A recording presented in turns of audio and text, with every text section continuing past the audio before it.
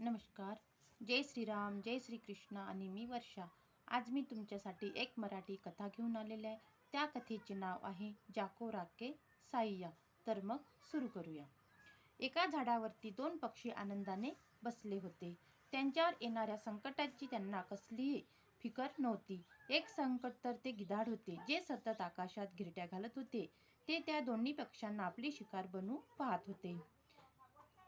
हळूहळू गिधाड खाली येऊ लागले होते. कसलीच चाहूल या पक्ष्यांना न लागू देता गिधाड शिकार करणार होते. इकडे एका शिकाऱ्याची सुद्धा नजर त्यांच्यावर पडली होती. तो पण त्यांची शिकार करू पाहत होता. ते पक्षी डोक्यावरून उडणाऱ्या गिधाडाविषयी बेसावत होते.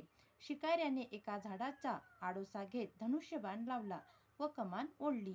निशाणा होते ते दोन्ही पक्षी. ज्या झाडाच्या आडोशाला शिकारी उभा होता, त्याच झाडाच्या मुळात एक साप राहत होता. जसा शिकाऱ्याने बाण ओढला तसा तो साप सावध झाला, पण साप म्हातारा होता. म्हातारपणामुळे त्याच्या अंगामध्ये प्राण उरले नव्हते. वर राहणारे पक्षी सुद्धा त्याची तब्येत जाणून होते.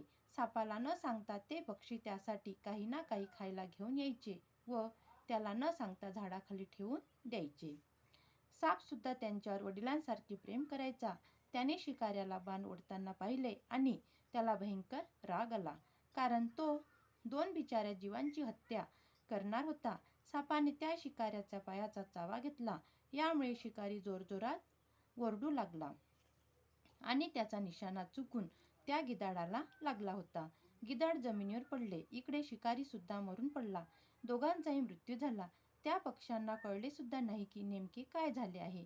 तोपर्यंत साप आपलं काम करून बिळामध्ये निघून गेला. यावरून हे सिद्ध होते की जर दुसऱ्यांचे चांगले करायला गेलो तर शेवटी आपले सुद्धा चांगलेच होणार. पक्ष्यांनी सापाला मदत केली आणि सापाने सुद्धा पक्ष्यांची मदत केली. नेहमी चांगल्यासोबत चांगलेच होते. न मागता मोती मिळाले. एके दिवशी एक विद्वान आणि एक दुकानदार मदत मागण्यासाठी राजाकडे चालले होते. रस्त्यात त्यांना एक भिकारी भेटला आणि म्हणाला, चला मी पण राजाच्या दरबारात येतो, त्याचा दानशूरपणा बघेन. काय, तुम्हाला पण काय पाहिजे आहे का? दुकानदाराने विचारले. नाही, भिकारी म्हणाला, परमेश्वर मला न मागताच सर्व काही देतो. दुकानदार शांत बसला. तिघेही दरबारात पोहोचले. राजाने विद्वानाला विचारले, बोला, कसे काय आलात तुम्ही? राजन, माझी पत्नी मरण पावली. मला घरातले काम करण्यासाठी एक दासी पाहिजे. राजाने खूप साऱ्या धनासोबत एक सुंदर दासी त्याला दिली. नंतर दुकानदाराला विचारले. तो म्हणाला, महाराज, माझा व्यापार बुडत आहे, कृपया काही धन द्या. राजाने त्याला 1000 सुवर्णमुद्रा दिल्या. नंतर भिकाऱ्याला विचारले, तुला काय पाहिजे? भिकारी म्हणाला, काही नाही. ज्या वस्तूंची गरज असेल परमेश्वर स्वतः ते देईल. जर त्याला द्यायचे नसेल तर कोणाचे दिलेले पण राहणार नाही. हे ऐकून उत्तर राजाला खूप राग आला, परंतु तो काही बोलला नाही. त्याने त्या तिघांना जाण्याची अनुमती दिली. ते गेल्यावर त्याने एका शिपायाला बोलावले आणि सांगितले, या तिघांपैकी ज्यांच्याजवळ काहीही नसेल त्याचे शिर कापून आण. सैनिक गेला. तिकडे दुकानदार भिकाऱ्याला म्हणाला, जरा ही थैली पकड, मी खूप थकलेला आहे. तेव्हाच मागून सैनिक आला आणि दुकानदाराचे शिर कापून घेऊन गेला. राजाने ते बघितले व त्याला खूप दुःख झाले. राजा म्हणाला, ज्याच्यासोबत स्त्री नसेल त्याचे शिर कापून आण. सैनिक पुन्हा गेला. तिकडे विद्वान आपल्याकडे असणाऱ्या दासीला भिकाऱ्याकडे सोपवून लघु शंकेसाठी झुडपांमध्ये गेला होता. सैनिक त्याचे शिर कापून राजाजवळ घेऊन आला.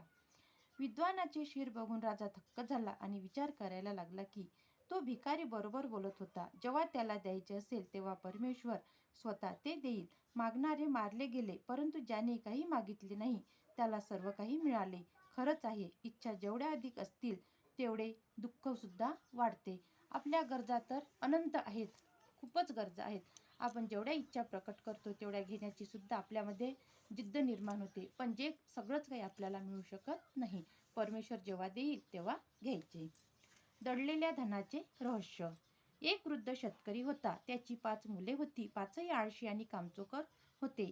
कामधंदा काही करत नसत. फक्त मित्रांबरोबर दंगामस्ती करणे हे त्यांचे काम होते. शेतकरी त्यांच्या या कामचुकारपणामुळे खूप दुःखी होता. त्यांना नेहमी समजवायचा, परंतु ते 5ही त्यांची शिकवण या कानाने ऐकायचे व त्या कानाने सोडून द्यायचे.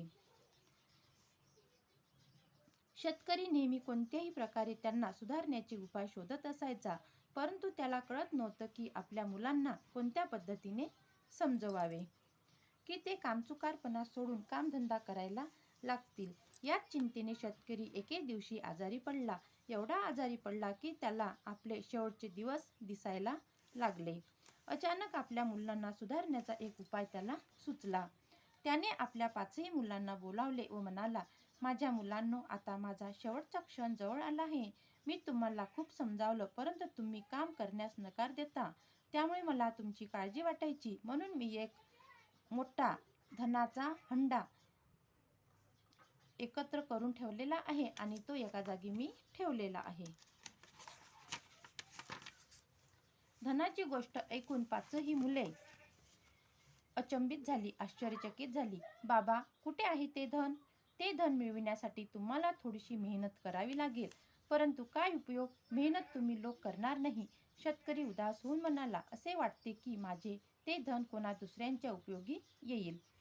नाही नाही बापू, तुम्ही आम्हाला सांगा की ते धन कुठे आहे. आम्ही ते मिळविण्यासाठी अवश्य मेहनत करू. मोठा मुलगा म्हणाला, आम्ही असल्यानंतर ते धन कोण्या दुसऱ्याला का मिळावे? काय भावांनो, दुसऱ्या मुलाने असे म्हटले. तेव्हा बाकी भावांनी सुद्धा त्याचा हो केले.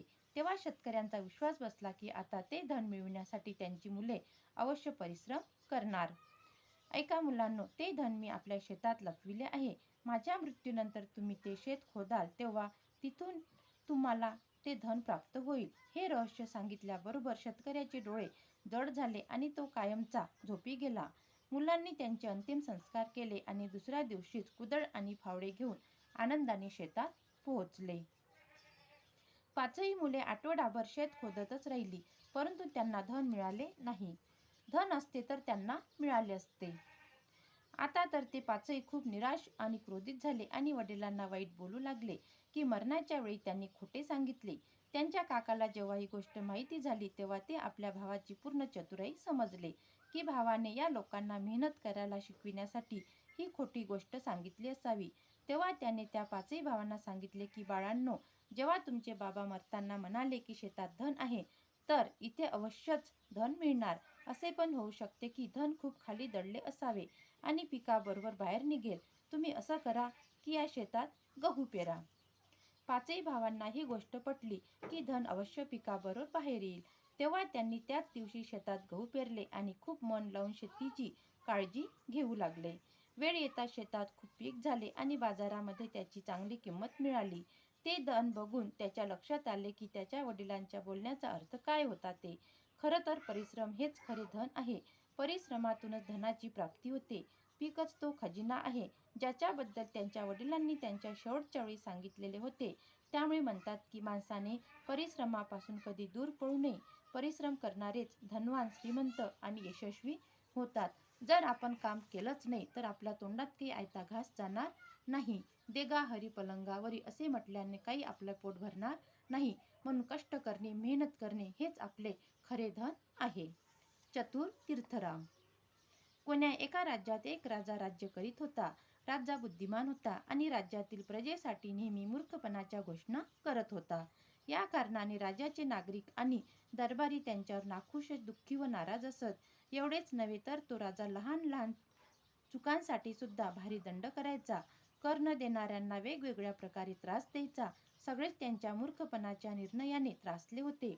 एकदा राजाने त्यांच्या मंत्र्याला हुकूम केला, जर माझ्या राज्यात कोणत्याही व्यक्तीने दुसऱ्या व्यक्तीला वेडा म्हटले तर त्याला काळ्या गुहेत बंद करण्यात येईल. मी ऐकले आहे की लोक बोलता बोलता कोणालाही वेडा म्हणतात. ही पण एक चूक आहे. वेडे काय माणूस नसतात. त्या दिवसापासून कोणतीही व्यक्ती चुकून सुद्धा आपल्या तोंडात वेडा हा शब्द येऊ देत नसे. त्याच राज्यात चतुर तीर्थराम राहत होता. तो नेहमी विचार करायचा की या राजापासून प्रजेला मुक्ती कशी मिळवून द्यायची. एकदा काळ्या गुहेचे नाव ऐकून त्याच्या डोक्यात एक युक्ती आली. त्याने आपल्या एका मित्राला सोबतीला घेतले आणि बाजाराच्या दिशेने गेला. जिथे खूप गोंगाट असतो तिथे राजाचे हेर आणि शिपाई सुद्धा खूप असतात. तिथे जाऊन तीर्थरामने आपल्या मित्राशी कारण नसताना भांडायला सुरुवात केली. तीर्थराम मित्राला तू वेडा आहेस असे अपशब्द बोलला. बस नंतर काय झाले, तिथेच फिरत असलेल्या राजाच्या एका गुप्तहेराने त्याला पकडले. पंडिताने आपला गुन्हा विचारता गुप्तहेर म्हणाला, तुम्ही आपल्या मित्राला वेडा म्हणालात काय? तुम्हाला राजाच्या हुकुमाबद्दल माहिती नाही? या राज्यात कोणालाही वेडा म्हणणे अपराध आहे. हे ऐकून पंडित हसत म्हणाला, ही तर एका वेड्या राजाची फक्त घोषणा आहे. त्याला काय माहिती की कितीतरी आया आपल्या मुलांना प्रेमाने वेडा म्हणतात. उद्या तुमचा राजा आणखी कोणत्या तरी नवीन शब्दावर प्रतिबंध लावणार. चला, मी राजाकडे जायला तयार आहे. आज त्याला धडा शिकूनच राहणार. अरे मित्रा तीर्थ, काय करायला चाललास? त्याचा मित्र घाबरून म्हणाला, जाणून बुजून काळ्या गुहेत का बरं जायचं ठरवलंस? या शिपायाला टाच देऊन गोष्ट इथेच मिटवून टाक. मित्रा, मी तर आज या मूर्ख राजाची गोष्ट आटोपून टाकायच्या विचारात आहे. याच्या असण्याने ना जनता सुखी राहणार, ना राजाला राज्य मिळणार, ना राजाचे भले होणार. तू फक्त तमाशा बघ, मी काय करते ते तू बघत राहा. मी या राजाला आता धडा शिकवणारच. गुप्तहेर तीर्थरामला पकडून राजाजवळ घेऊन गेला. गुप्तहेराने राजाला सगळ्या गोष्टी ऐकवल्या आणि ते ऐकताच राजा भडकला. शिपायाला आदेश केला, या तीर्थरामला याच वेळी घेऊन जा आणि काळ्या गुहेत बंद कर. हा हा, खुशीने बंद करा. तीर्थराम खुश होऊन म्हणाला, मला तर वाटतेच मी इथे राहावं. तीर्थरामचे बोलणे ऐकून राजाला कुतूहल वाटले. त्याने आश्चर्याने विचारले, तुला काळ्या गुहेत बंद करण्याच्या कल्पनेने भीती वाटत नाही का? तू काळ्या गुहेत का बरं जाण्यास इच्छित आहे? अहो महाराज, गोष्टच काही अशी आहे. तीर्थराम गोलगोल उत्तर देत म्हणाला, मी सगळ्यांसमोर सांगू शकत नाही. तर काळ्या गुहेत जाण्याची रांग तयार होईल. सरळ सरळ सांग, तू काळ्या गुहेत जाण्यास का इच्छुक आहेस? यावेळेस राजाने ठामपणाने विचारले. त्याने राजाच्या कानात सांगितले, महाराज, काळ्या गुहेत एक हिऱ्याची खाण आहे.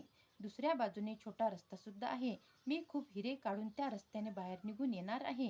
हिऱ्याच्या खाणीचे नाव ऐकून राजाचे डोळे चमकायला लागले. तत्काळ राजा म्हणाला, मी राजा आहे. हिऱ्याच्या खाणीत जाऊन हिरे मी आणणार. माझ्याजवळ खूप हिरे असणार. मी जगातला सर्वात धनवान राजा म्हणून मानल्या जाईल. सगळे लोक अचंबित झाले. ते विचार करू लागले की पंडितजीने राजाला कोणता सल्ला दिला की ते स्वतः काळ्या गुहेत जाण्यास तयार झाले. मंत्र्याने समजावले, महाराज, हे तुम्ही काय बोलत आहात? काय तुम्हाला माहिती नाही की काळी गुहा मृत्यूची गुहा आहे? राजा मूर्ख तर होताच. राजाला तर मूर्खपणाचं काही भानच नव्हतं. तो खूपच मूर्ख होता. त्याने पटकन मंत्र्याला खडसावले. चांगल्या कडक शब्दात बोलला, तुम्हाला काही माहिती नाही. तुम्ही गप्प राहा आणि जसं पंडित तीर्थराम बोलतील तसेच करा. जोपर्यंत मी परत येणार नाही तोपर्यंत सर्व कारभार पंडित तीर्थरामच सांभाळतील. हा आदेश राजाने दिला. हा आदेश देऊन राजा काळ्या गुहेच्या दिशेने गेला. पंडित सुद्धा त्याच्या मागे मागे चालू लागला. जसा राजा काळ्या गुहेत गेला, पंडिताने एक मोठा दगड उचलला आणि गुहेचे तोंड बंद करून टाकले. राजा कायमचा गुहेत बंद झाला. संपूर्ण प्रजा पंडितजीच्या चतुराईने प्रभावित झाली. सगळ्यांनी मूर्ख राजापासून सुटका केल्याबद्दल त्यांचे आभार व्यक्त केले. त्यानंतर त्यांनी एकमताने पंडित तीर्थरामलाच त्या राज्याचा राजा घोषित केले, कारण मूर्ख राजाचा सुद्धा हाच आदेश होता, काळ्या गुहेत जाण्याचा. एका आण्याचा घोडा. तेनालीराम राजा कृष्णदेवरायांच्या दरबारात होता. तो राजाला प्रिय होता. त्याची चतुराई जगप्रसिद्ध आहे. खूपदा आपल्या चातुर्याने त्याने राजाकडून मोठमोठी बक्षिसे मिळवलेली होती. या कारणाने त्याचे दरबारी त्यांच्यावर जळायचे आणि तेनालीरामला कमी लेखण्यासाठी वाट बघत राहायचे. एकदा तेनालीराम आजारी पडला. राजासोबत राजपुरोहित आणि दुसरे मंत्री सुद्धा त्याला बघायला आले. तेव्हा राजपुरोहिताच्या मनात आले की या क्षणाला तेनालीरामला धडा शिकवायचा. तेनालीरामजवळ महाराजांनी बक्षीस म्हणून दिलेला एक छान घोडा होता. राजपुरोहिताने विचार केला की तेनालीरामकडून तो घोडा किंवा त्याला विकून जी रक्कम येईल ती द्यायची. तेव्हा एके दिवशी तो तेनालीरामजवळ आला आणि म्हणाला, तेनाली, तुला कोणताही आजार नाही. मी आपल्या ज्योतिषज्ञानातून पाहिले की हा कसल्या तरी पापाचा परिणाम आहे. यासाठी मंत्र्याचा 1,00,000 जप करावा लागेल. जर तू मला आपला घोडा दिलास तर मी तुझ्यासाठी 1,00,000 मंत्र्याचा जप करेन. नाही पुरोहितजी, घोडा तर मी नाही देणार. तेनालीरामने स्पष्ट नकार दिला. बरं, जर घोडा द्यायची इच्छा नसेल तर तो विकून जी रक्कम येईल ती मला देशील. आता तेनालीरामला त्याची चतुराई कळली आणि तो म्हणाला, मी ज्या किमतीत घोडा विकेन ते पैसे तुमचे असतील. आणि घोडा विक्रीच्या बदल्यात तुम्ही मला 100 मोहरा द्यायच्या. पुरोहित आनंदाने आपल्या घरी गेला. इकडे तेनालीरामची प्रकृती सुधारली गेली. तेनालीरामला माहीत होते की तो औषध घेतल्यामुळे बरा झाला होता. पुरोहित आपल्या घरात बसून मौज करत होता. मंत्र जप करणे हा एक बहाणा होता. तो तर तेनालीरामची प्रकृती सुधारण्याची वेळ बघत होता, ज्यामुळे त्याला तेनालीरामकडून घोड्याची किंमत घेता येईल. 15 दिवसानंतर पुरोहित आला आणि म्हणाला, बघ तेनाली, तू माझ्या मंत्र जपामुळे बरा झाला आहेस. आता घोडा घेऊन बाजारात चल आणि त्याची रक्कम मला दे. तेनालीराम लगेचच तयार झाला. त्याने घोडा सोबत घेतला आणि हातात फुलांची टोपली सुद्धा घेतली. फुलं राजाच्या बगीच्यातली होती. तो बाजारात गेला आणि येणाऱ्या जाणाऱ्या लोकांना जमून म्हणाला, भाऊ, हा घोडा विकायचा आहे. घोडा फक्त एका आण्याचा आहे, परंतु घोडा घेणाऱ्याला ही 100 मोहरांची फुलांची टोपली घ्यावी लागेल. एका सावकाराने लगेचच त्या दोन्ही वस्तू विकत घेतल्या. तेनालीरामने घोड्याची किंमत 1 आना पुरोहितांच्या हातात दिली आणि 100 रुपये आपल्या खिशात टाकून चालत झाला. बिचारा पुरोहित निराश झाला. तो काही बोलू शकत नव्हता, कारण तेनालीरामने घोडा एका आण्यातच विकला होता. तो तेनालीरामला लुटायला चालला होता, तो स्वतःच लुटला गेला. असा तेनालीराम विद्वान होता. चतुर माणसाची हुशारी काही दिसून येत नाही, म्हणून कधी